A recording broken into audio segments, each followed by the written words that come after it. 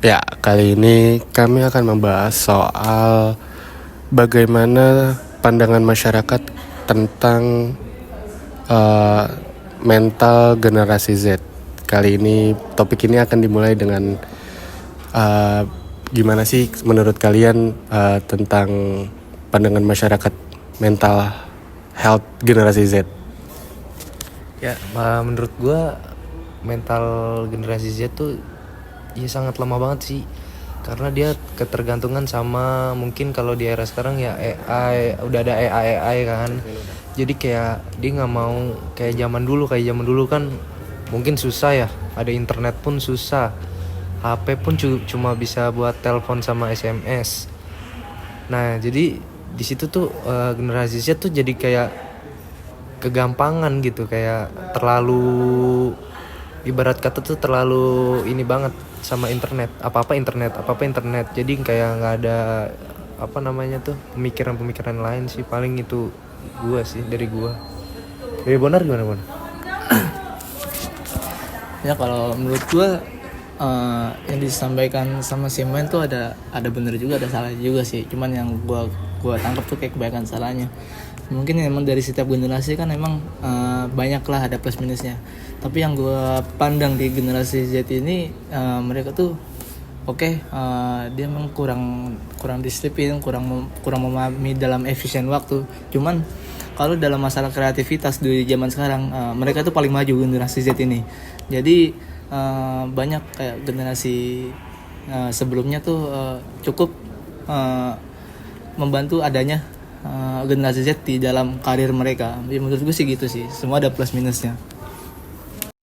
Ya menurut saya juga karena kan banyak banget nih yang Gen Z itu pada berduit lah ya, bisa dibilang berduit lah ya. Gimana tuh berduit maksudnya? Itu punya banyak duit lah gitu, orang tuanya kaya lah. Jadi mau minta apa-apa gitu dikasih lah sama orang tua. Jadi si Gen Z ini, si anak ini nggak mau bekerja keras lah. Jadi dia lebih kayak ke santai aja lah, ntar juga dapet duit gitu. Jadi ya kebanyakan main HP di rumah, nyantai gitu. Ya itu menurut. Tapi gini kan, kan kemarin sempat viral di TikTok, ada orang yang ngebahas kalau generasi Z itu mentalnya lemah lah segala macem bla bla bla. Terus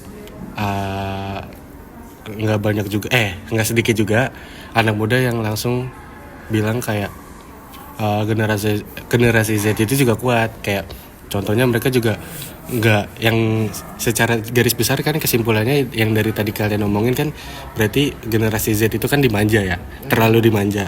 Tapi kan anak muda zaman sekarang juga nggak sedikit juga yang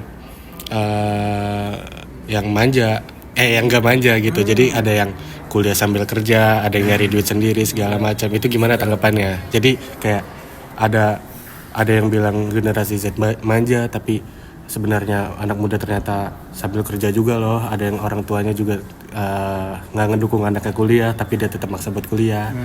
Kayak gitu. Gimana tanggapannya kalau kayak gitu? Tanggapannya sih mantep sih gitu. Karena kita punya pemikiran pengen kuliah, gue nggak disupport nih ya kan sama orang tua, pengen kuliah cuman dengan cara menghasilkan duit sendiri seperti itu ya kan. Bener kan? Itu main. Kalau menurut gue pribadi ya kayak gitu ya bagus pemikirannya tuh. Dia berarti kalau kayak gitu udah dewasa, dia nggak mau merepotkan orang tua ya kan. Ya nggak banyak sih orang yang kayak gitu, tapi cuman yang gue salut sih sama orang yang kayak gitu sih. Dia jadi dididiknya juga kadang sama orang tua, ada yang keras ya kan, jadi kan ya gimana gitu kan. Ya udah paling itu aja sih tanggapan gue sih. Nah dari Bonar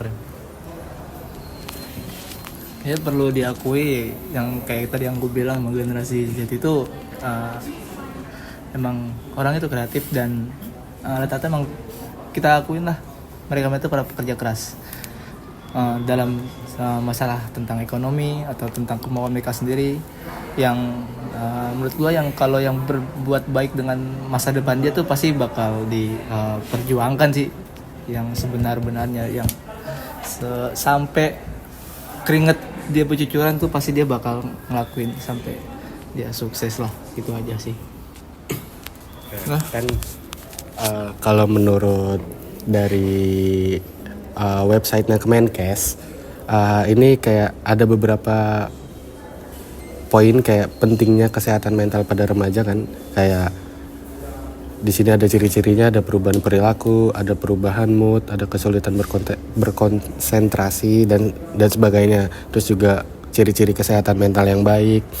Nah, setelah yang kita udah perbincangkan tadi, secara garis besarnya kayak kan kita ngomonginnya tanggapan masyarakat yang mengkotakkan kalau semua generasi Z itu manja.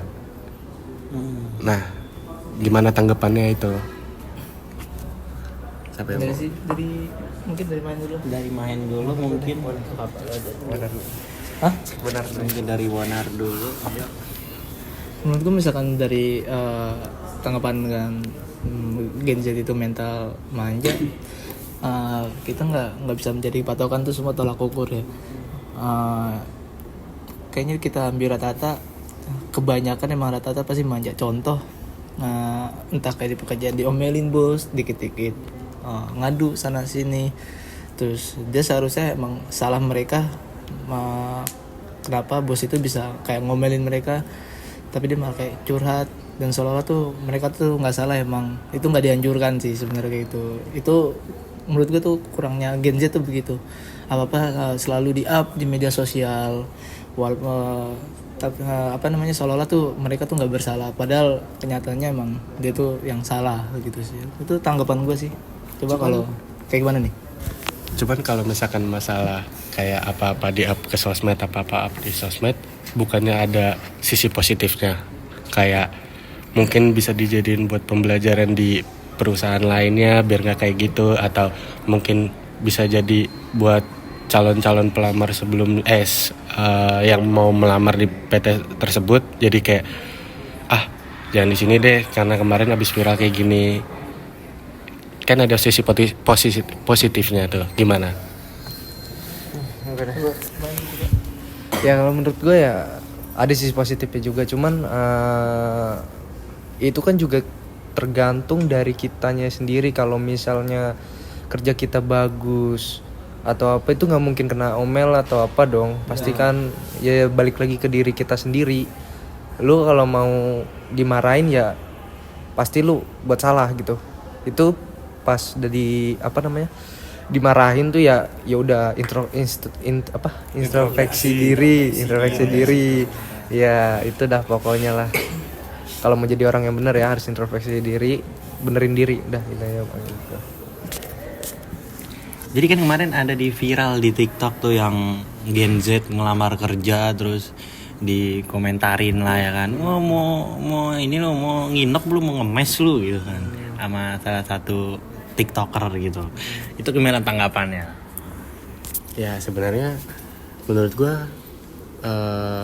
biasa aja sih ya. Cuman kan dia cuman menanyakan kalau dia masuk kerja sini benefitnya apa aja. Wajar dong kita menanyain benefit ya kan. Jadi ya tergantung dari si PT-nya aja itu gimana cara menanggapinya. Jadi ya wajar-wajar aja sih menurut gue. Ya kalau masalah kayak soal interview kayak gitu, ya itu juga hak kita dong menanyakan. Ya kita kan kerja juga buat perusahaan juga, dan juga perusahaan butuh lowongan kerjaan buat mereka juga. Intinya kita sebagai Gen Z yang melamar pekerjaannya harus ditanyakan dalam sisi kayak interview kayak kemarin, kayak benefit kita di sini apa aja, terus misalkan kerja di sini kita dapat apa aja gitu kan. Jadi ya semua harus dikelola oleh perusahaan sih kayak gitu. Kalau main Dari gue cukup sih. cukup udah. Terakhir. Oke. Kan dari Mahen tadi kayak kalau lu buat kesalahan ya lu harus tanggung resikonya. Cuman kan ada kata-kata yang kalau lu udah di dunia kerja itu kalau nggak lu dapet bosnya enak tapi temennya nggak enak, atau temennya enak bosnya nggak enak, atau bosnya enak tapi bosnya enak temennya enak tapi gajinya nggak enak, itu jadi gimana? Kita harus apa gitu kan? Kalau yang lo bilang tadi kan harus introspeksi diri. Kalau kayak gitu gimana? Kalau misalnya di posisi gitu gue milih mending bosnya baik sama gue daripada temen-temen. Enggak juga sih, temen Kan juga itu juga masalah mental health juga kan. Kalau misalkan temennya juga nggak enak, kita juga kerjanya jadi kurang gitu. Kalau di gua ya, kalau di gua tuh kayak gitu tuh, misalnya kan orang kan kerja kayak ada apa namanya tuh, kerja sendiri ya, kayak contohnya tuh kayak bukan kerja rodi, kayak kerja ini apa ya,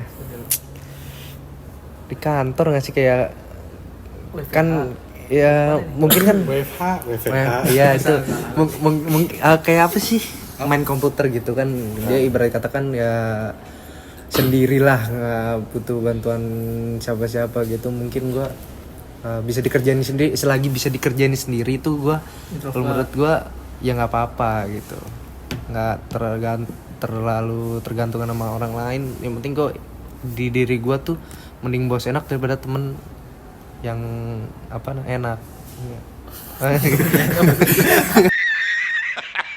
maksudnya gini, mending bos enak daripada temen nggak enak, daripada temen enak bos nggak enak gitu. Jadi kan kita kan kerja tuh tahu dah.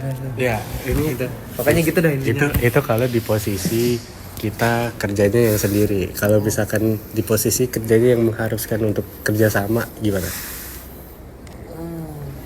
Pasti canggung sih, karena pertemanan gak enak kan, pasti canggung lah, dan kita ngejalaninnya itu pasti nggak lancar sih gitu. Ya pertemanan tuh kita harus yang baik juga. Berarti kalau kayak gitu solusinya gimana gitu menurut lo? Solusinya ya mau nggak Misalkan mau. lu punya dapat kerja yang mengharuskan lu bekerja sama kan. Sedangkan lingkungan nggak enak gitu ya. Enak. Itu gimana? Keluar sih. Ya, kalau misalkan dia BU gitu gimana? Kalau misalkan yang harus dia tulang punggung keluarga, dia harus menafkahi adiknya mungkin atau siapanya, dia juga sambil kuliah. Jadi kan mau nggak mau gimana cara menjaga si mental health-nya ini? Oh oke, mau nggak mau kita harus terbiasa lah, kita harus ngertiin lah gitu. Ya ngertiin sih. Kayak dia maunya apa nih? Oh selagi masih positif kita ikutin aja lah gitu. Gak apa-apa aja, udah ya ntar lama-lama juga ya terbiasa dan ngerti lah nih orang kayak gini. Kalau buat gua, hidup kita kan kita yang jalanin sendiri ya. Kalau gua lebih milih bos enak, temen gak enak. Intinya dalam kehidupan tuh kita jangan terlalu tergantungan sama orang lain gitu. Cuman kita harus bisa nyesuaiin sama dia juga. Intinya jangan lupa kita selalu berbuat baik sama orang lain. Kalau kita bisa bantu kita bantu, kalau kita nggak bisa bantu ya udah ya kan. Ya, jadi itu sih prinsip yang gue terapin di hidup ini kayak gitu aja. Pokoknya intinya berbuat baik. Mungkin kalau misalnya kita berbuat baik, orang mungkin baik juga sama kita gitu kan maksudnya. Mau baik mau enggak kan, yang penting orang tuh ngecap kita kan baik. Iya. Itu aja. Mau kita diberakin kayak, walaupun kita udah berbuat baik, tapi nggak apa-apa, kita biar dicap orang baik aja. Nah berarti terakhir kita ke closing statement ini, kayak ada pesan-pesan ya buat teman-teman yang kerjanya udah suntuk banget, kayak merasa mental health-nya terganggu lah. Ada pesan-pesan nggak buat mereka? Dari gue ya, tetap semangat, terus berjuang, jangan pernah pusing sama kerjaan apapun, harus tetap semangat ya. Pokoknya dari gue itu. Ya benar apa? Lalu dari gue pesan-pesan buat Gen Z, lu jalanin apa adanya, itu udah kehidupan lu.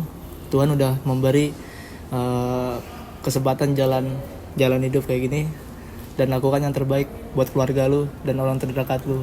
Ikutin alur aja gitu. Jangan ikutin alur juga, bahaya. ya kan. Yang penting lu bisa jaga diri lu dan keluarga lu buat masa depan lu. Itu aja sih. Intinya jangan lupa intinya kita jangan lupa berdoa, jangan lupa minta doa orang tua, jangan lupa minta untuk selalu disupport. Betul. Jangan lupa minta selalu disupport dan ikutin terus yang baiknya dan jauhi yang buruknya. Ya kalau dari gue syukuri apa yang ada, jalani aja. Ingat lu berjuang buat siapa, lu berjuang buat apa yang udah lu jalani, apa yang udah lu terima, ya lu harus tanggung semua konsekuensinya. Itu aja sih, itu aja video dari kami. Kurang lebihnya mohon maaf. Terima kasih, dadah.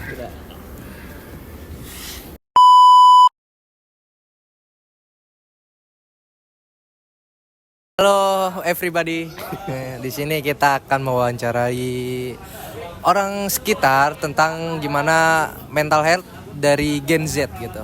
Untuk kita mendapatkan referensi yang lebih, kita tanyakan orang yang di sini. Yuk.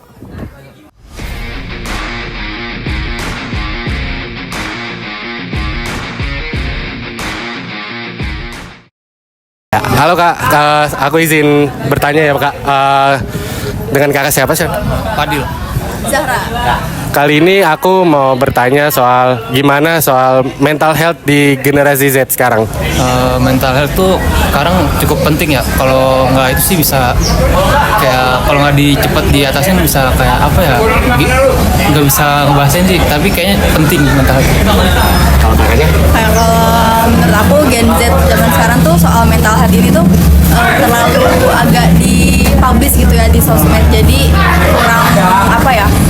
Kurang bagus aja lah gitu. Maksudnya kalau misalnya emang punya mental health ya langsung aja ke psikolog atau psikiater gitu. Nggak usah dilebih-lebihin di sosmed gitu. Tapi karena Gen Z zaman sekarang begitu gitu kan, jadi nggak bisa disalahin juga sih. Itu aja sih.